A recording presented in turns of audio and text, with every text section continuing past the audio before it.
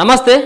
ఆర్టీసీలో అవుట్సోర్సింగ్ జాబ్లకి మరి ప్రభుత్వం సంసిద్ధమైనట్టుగా తెలుస్తూ ఉంది. అది కూడా గతంలో డ్రైవర్ పోస్టులకి అవుట్సోర్సింగ్ పద్ధతిలో ఒక 1000 మంది దాకా తీసుకున్నారు.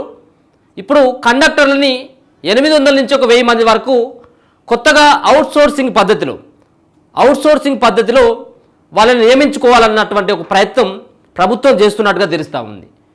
సికింద్రాబాద్ కావచ్చు, హైదరాబాద్, అలాగే వరంగల్, ఈ 3 ప్రాంతాల్లో ఉన్నటువంటి ఈ డిపోలో పనిచేసేటువంటి వాళ్ళకి అవకాశాన్ని కల్పించాలన్నటువంటి ప్రయత్నం చేస్తూ ఉంది.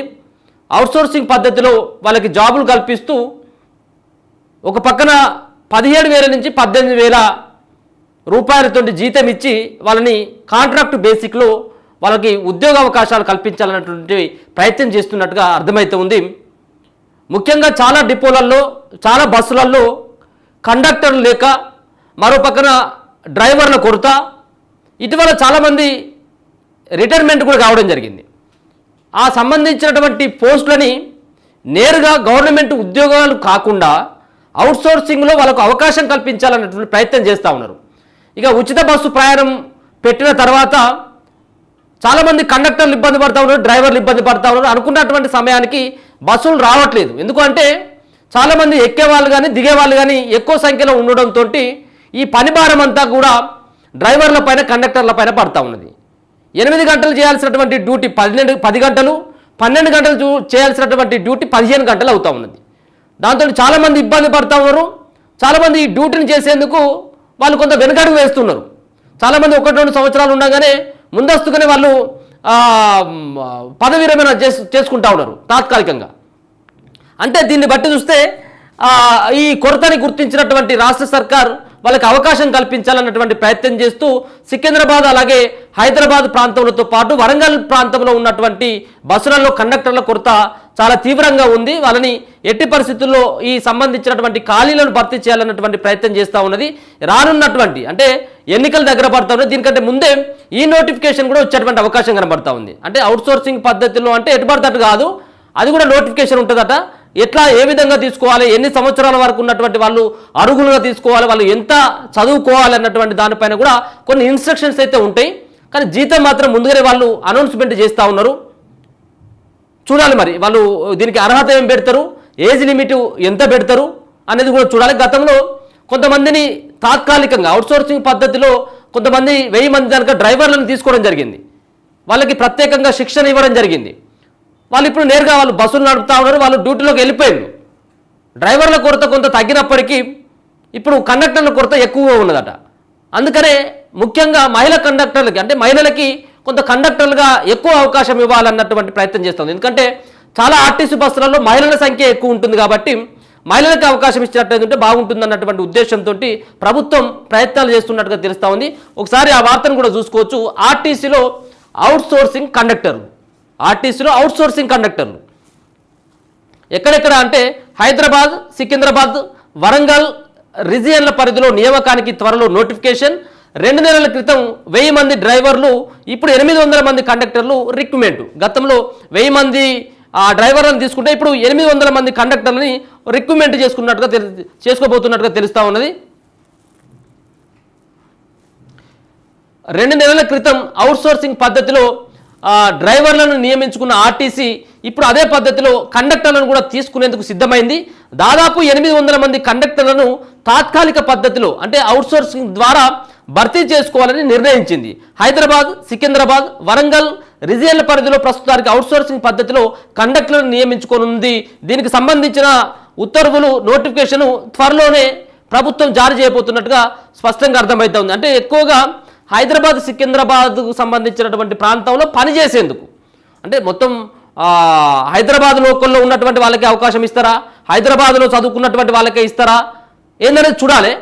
కానీ హైదరాబాద్, సికింద్రాబాద్ ప్రాంతంలో ఉన్నటువంటి వాళ్ళు కండక్టర్లుగా కొంతమంది వెనకడికి వేస్తూ ఉంటారు. అంటే ముఖ్యంగా గ్రామీణ ప్రాంతంలో ఉన్నటువంటి వాళ్ళే ఎక్కువ దీనికోసం దరఖాస్తు చేసుకుంటారు.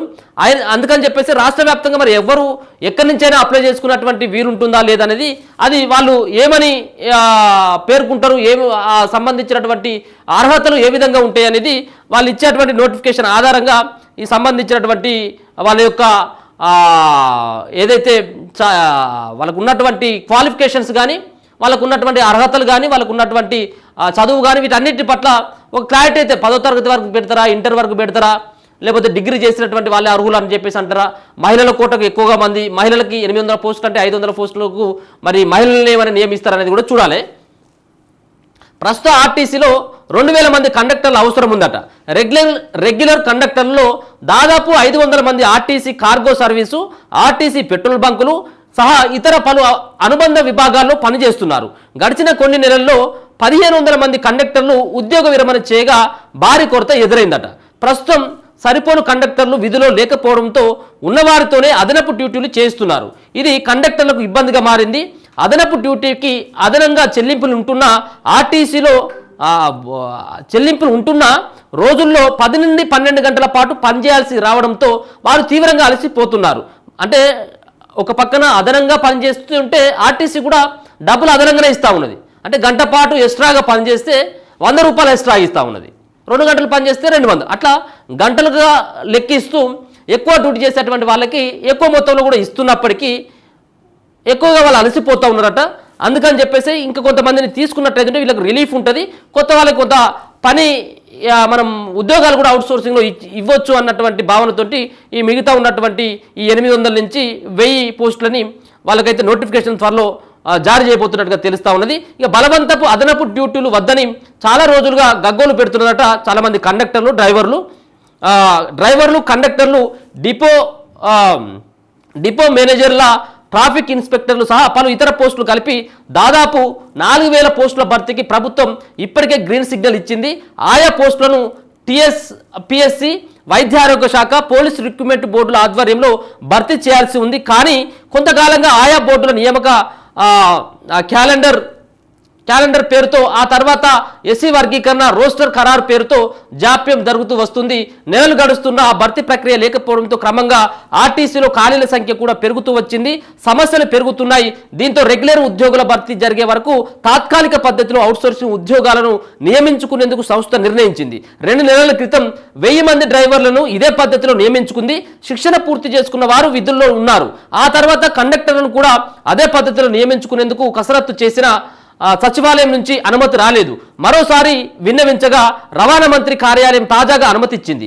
దీంతో నోటిఫికేషన్ జారీకి ఏర్పాట్లు ప్రారంభించింది. హైదరాబాద్ నగరంలో దాదాపు 600 మంది కండక్టర్లు, వరంగల్ రీజియన్ పరిధిలో 200 మంది అవుట్సోర్సింగ్ పద్ధతిలో నియమించుకునేందుకు చర్యలు ప్రారంభించిందట.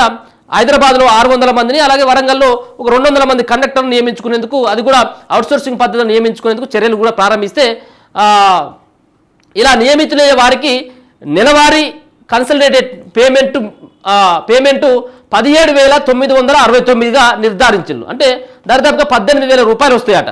ప్రతి అదనపు గంట ఓటీకి 100 గంట మించితే 200 చొప్పున చెల్లిస్తారట. ప్రతి 6 మాసాల తర్వాత వీక్లీ ఆఫ్ కూడా వసతి ఉంటుంది. సో వసతి అంటే వీక్లీ వన్స్ వీక్ ఆఫ్ ఉంటుంది. 6 రోజులు మాత్రమే పనిచేయాలి.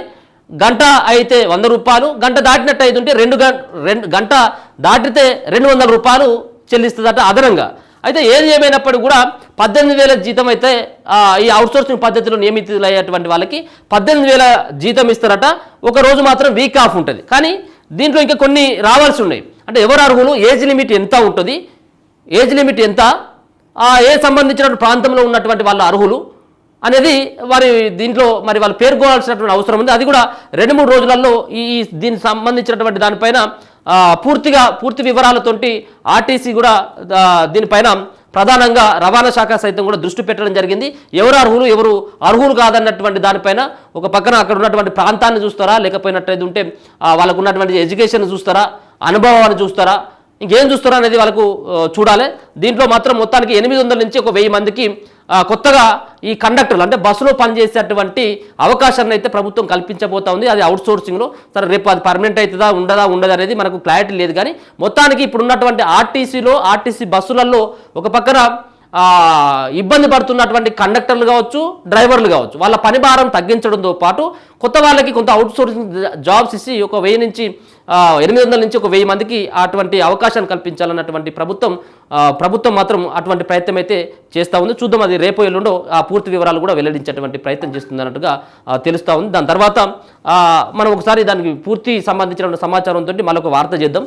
తప్పకుండా దీనికి ఆర్టీసీ దానికి సంబంధించినటువంటి చాలామంది నిరుద్యోగులు అయితే కొంత మనకు వస్తే బాగుంటుందన్నటువంటి భావనతోనే ఉంటారు. అది కూడా ఎక్కువ గ్రామీణ ప్రాంతంలో ఉన్నటువంటి యువత అంతా కూడా చాలామంది అప్లై చేసుకున్నటువంటి అవకాశం అయితే ఉంటుంది. మొన్ననైతే డ్రైవర్ పోస్టులు 1000 మందిని తీసుకోవడం జరిగింది. ఇప్పుడు కండక్టర్ పోస్టులను కూడా తీసుకునేందుకు ప్రభుత్వం సంసిద్ధమైనట్టుగా తెలుస్తూ ఉన్నది. చూస్తూనే ఉండండి మన తొలి వెలుగు.